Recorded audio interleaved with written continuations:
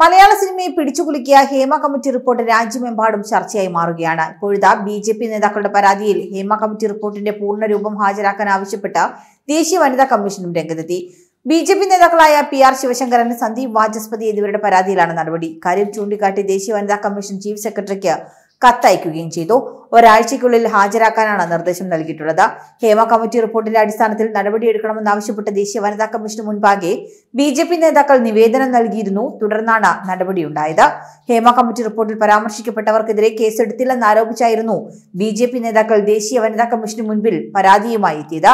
റിപ്പോർട്ടിലെ കുറ്റക്കാരോട് സർക്കാർ വില പേശുന്നുണ്ടോ എന്ന് സംശയമുണ്ടെന്നും ആരോപണ വിധേയരുടെ പേരുകൾ ഒളിച്ചുവെക്കേണ്ടതില്ല എന്നും നേതാക്കൾ പറയുന്നു.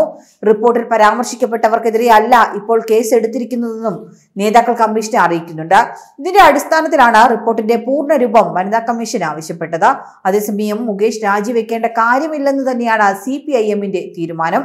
ലൈംഗിക ആരോപണത്തിൽ MLA സ്ഥാനം രാജിവെച്ച കീഴ്വഴക്കമില്ല എന്നും CPIM പറയുന്നു.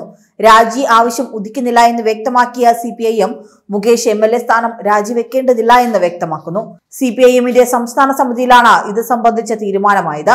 ഇതിനിടെ പരാതി രാഷ്ട്രീയ പ്രേരിതമാണെന്നും ബ്ലാക്ക് മെയിലിംഗിന്റെ ഭാഗമാണെന്നുമാണ് മുകേഷിന്റെ വിശദീകരണം. തനിക്കെതിരെ ഉയർന്ന ആരോപണം ശരിയല്ല എന്നും പരാതിക്കാരി തന്നെ ഭീഷണിപ്പെടുത്തിയെന്നുമാണ് മുകേഷ് മുഖ്യമന്ത്രിക്ക് നൽകിയ വിശദീകരണം. നടി അയച്ച വാട്സ്ആപ്പ് സന്ദേശങ്ങൾ തന്റെ കൈവശമുണ്ടെന്നും മുകേഷ് കഴിഞ്ഞ ദിവസം മുഖ്യമന്ത്രിയെ അറിയിച്ചിരുന്നു. അതേസമയം നേരത്തെയും മുകേഷ് സ്ഥാനത്ത് നിന്ന് രാജിവെക്കേണ്ട എന്ന് CPIM വ്യക്തമാക്കിയിരുന്നു. അവൈലബിൾ സെക്രട്ടേറിയറ്റ് യോഗത്തിലായിരുന്നു തീരുമാനം.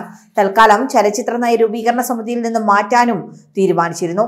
കേസിന്റെ മുന്നോട്ടുള്ള പോക്ക് പരിശോധിക്കുമെന്നും CPIM വ്യക്തമാക്കിയിട്ടുണ്ട്.